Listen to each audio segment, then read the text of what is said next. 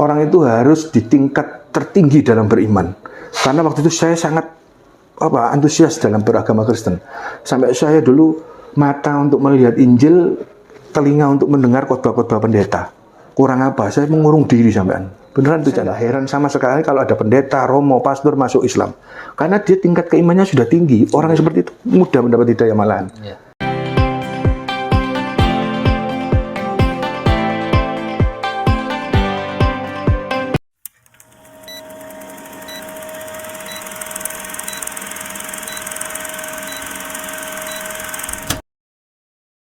Belum sampai Rasulullah menjawab, orang ini dibuat buta sama Allah SWT karena kekufurannya aja. Kita kufur nikmat kan. Sudah diberi kebenaran, sudah diberi sehat, diberi hidup, masih seperti itu, mengutuki Allah seperti itu. Dibuat buta. Semakin bingung Yahudi tadi, datang lagi ke Rasulullah. Ya Rasulullah, saya wis miskin, saya ini buta. Kok ini ujianku tambahan? Turunlah ayat itu. Saya membaca sebab nuzulnya seperti itu. Bahwa ada orang yang beriman itu seperti di tepi. Di tepi itu kan nggak di tengah, berarti di tepi itu nggak 100% imannya sebenarnya. Begitu untuk ujian, tantangan, rintangan, penderitaan, kesengsaraan, dia menoleh ke belakang. Maksudnya menoleh ke belakang itu murtad, kembali ke agama. Dan Yahudi itu akhirnya kembali ke agama yang lama gara-gara diuji seperti itu. Bahkan di Al-Quran juga dikatakan, jangan engkau mengharap surga sebelum engkau menderita, mendapat ujian, penderitaan, kesengsaraan seperti orang-orang sebelum engkau. Artinya seperti Nabi dan para Rasul. Rasulullah dan para nabi-nabi kan juga diuji seperti itu. Ya. Pada saat masuk Islam itu kan sepanjang perjalanan hidayah istilahnya ya, yang akhirnya memutuskan masuk Islam itu Pak di titik mana? Setelah saya paham tentang Islam. Setelah paham, berarti akumulasi keseluruhannya. Betul. Akumulasi setelah mendengarkan semua kebenaran Islam. Betul.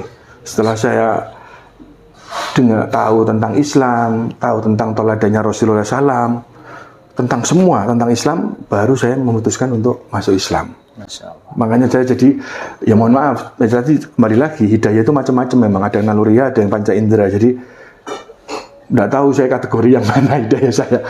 Jadi hidayah itu memang ada yang bisa diberdasarkan ayat Al-Quran, dia masuk Islam, seperti Umar bin Khattab kan juga seperti itu. Berdasarkan Al-Quran dia masuk Islam. Seperti Irene Handono juga gitu. Dia nggak sengaja baca Alkitab masuk Islam. Memang macam-macam hidayah. Ya, yang bisa saya tarik kesimpulan, Cak Nur, selama orang itu menutup hati dan pikiran, hidayah itu susah. Pertama. Yang kedua, orang itu harus di tingkat tertinggi dalam beriman. Karena waktu itu saya sangat antusias dalam beragama Kristen. Sampai saya dulu mata untuk melihat Injil, telinga untuk mendengar khotbah-khotbah pendeta. Kurang apa? Saya mengurung diri sampean. Beneran tuh, Cak Nur. Intinya saya ingin menguatkan iman saya. Nah, orang harus seperti itu. Ini yang kedua, salah satu. Orang harus seperti itu, bisa mendapat hidayah orang yang seperti ini. Jadi orang yang sangat, makanya saya nggak heran sama sekali kalau ada pendeta, romo, pastor masuk Islam. Karena dia tingkat keimannya sudah tinggi. Orang yang seperti itu mudah mendapat hidayah malahan. Ya. Justru yang orang yang imannya biasa-biasa agak susah. Ya. Karena hidayah itu kan menyangkut kebenaran akan Allah ya. Betul. Kalau dia nggak memperdalam tentang itu, susah nanti hidayah itu akan masuk. Betul. Yang kedua, dan yang ketiga memang kita harus di samping membuka hati, membuka pikiran, kemudian bergaul. Jangan membatasi pergaulan. Sampai sekarang, Cak Nur, saya itu juga bergaul dengan teman-teman Islam manapun. Artinya dari golongan dan kelompok manapun. Karena saya juga nggak ingin sih menjadi Islam yang di kotak-kotak. Begitu juga, makanya ini sedikit sih mungkin dari saya. Jadi pengetahuan itu beda dengan kepercayaan. Orang percaya itu beda dengan orang tahu. Seperti itulah perpecahan yang sekarang terjadi. Orang yang sudah tahu, mendapat pengetahuan, dia bisa mengesampingkan kepercayaan. Sehingga timbullah perpecahan di beberapa agama, termasuk di Islam. Angin itu tidak tampak. Kita kan tidak bisa melihat angin. Ini ilustrasi, Cak Nur. Ya. Tapi kita bisa merasakan keberadaannya. Seperti itulah Allah. Kita nggak tahu, tapi kita percaya Allah ada. Tapi kita tahu keberadaan Allah. Dengan apa? Kebesaran Allah, mujizat Allah. Itu. Jadi konteks percaya dan tahu, kepercayaan dan pengetahuan itu beda. Tapi ini harusnya mendukung. Bukan saling. Nah, kebanyakan orang kalau sudah mendapat pengetahuan, sudah tahu, mengesampingkan rasa percaya atau kepercayaan itu. Akhirnya timbul konflik, timbul perpecahan. Ya. Mungkin itu, Janur. Sekarang aktivitasnya apa?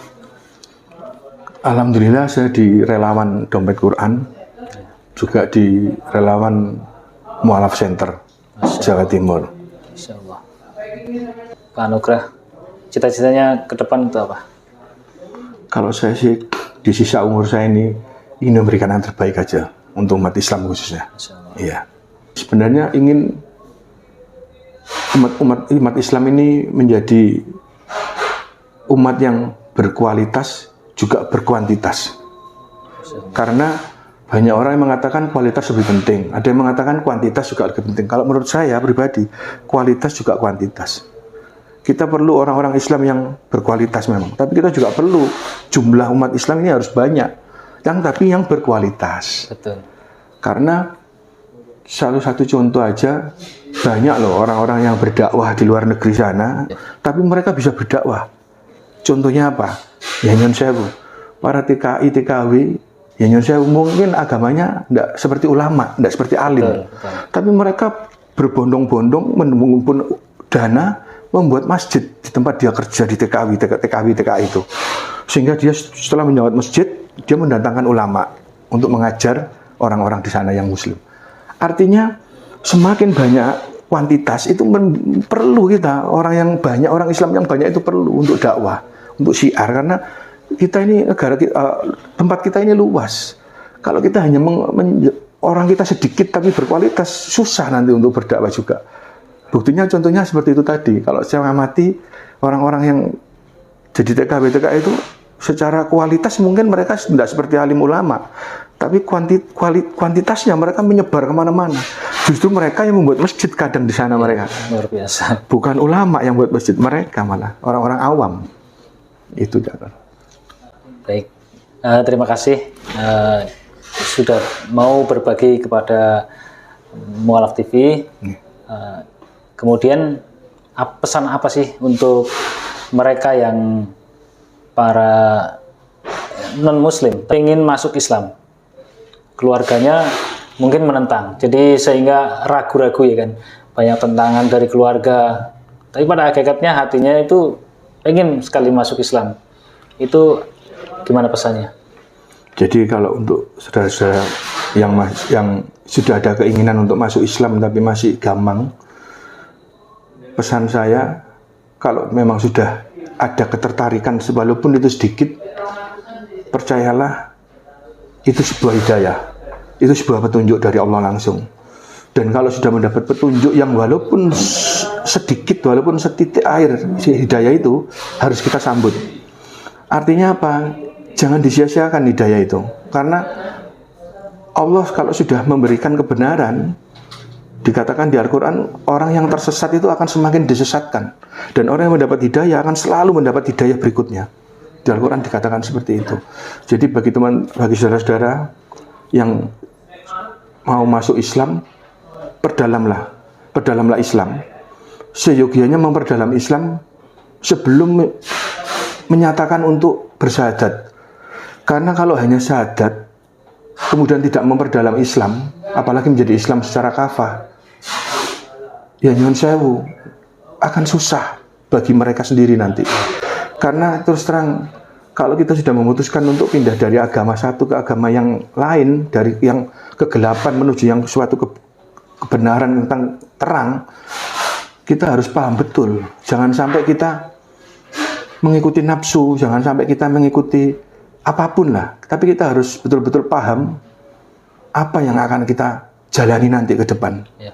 Jadi harus memperdalam Islam, mendekatkan diri sama orang alim, orang ulama, orang-orang yang paham tentang ajaran Islam, tentang agama Islam. Setelah itu, setelah mantap, monggo silakan bersyahadat.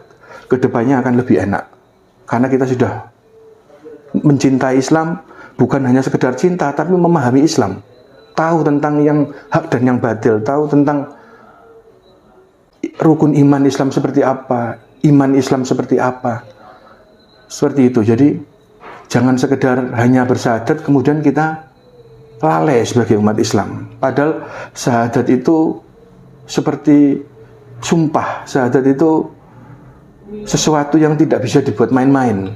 Karena kita bersumpah di hadapan manusia, juga di hadapan Allah SWT. Dan sumpah itu dibawa sampai mati. Dan satu lagi, ketahuilah bahwa orang yang sudah masuk Islam itu kalau ditukar dengan harta benda dunia ini dan seisinya tidak cukup. Sekali lagi, iman Islam itu kalau ditukar dengan harta benda dunia dan isinya tidak akan cukup. Betapa mulia dan berharganya umat Islam menjadi umat Islam. Dan bersyukurlah saudara-saudara saya yang sudah Islam mulai kecil dari lahir ya. Jadi lahir, pertahankan iman Islam jenengan-jenengan sampai ajal menjemput. Mungkin itu ya. Masya Allah, terima kasih banyak kisahnya. Semoga ini bisa menginspirasi banyak teman-teman saudara-saudara kita. Amin. Di Amin. Khususnya pemirsa sahabat Mualaf TV yang menonton tayangan ini. Terima kasih. Amin. Ya, Cak Nur. Baik, terima kasih. Demikianlah kisah daripada perjalanan seorang mualaf, yaitu Bapak Anugrah. Semoga bermanfaat kisah tadi, bisa diambil, dipetik hikmahnya, dan bisa meningkatkan iman dan ketakwaan kita. Amin. Amin ya rabbal alamin. Demikian, apabila ada salahnya itu semata-mata datangnya dari saya sendiri sebagai manusia biasa yang mungkin banyak khilafnya, dan apabila ada benarnya itu semata-mata datangnya dari Allah Subhanahu wa taala. Akhirul kalam, wabillahi taufiq wal hidayah. Wassalamualaikum warahmatullahi wabarakatuh. Waalaikumsalam warahmatullahi wabarakatuh. Terima kasih. Cak Nur. Sehat selalu nggih, Pak.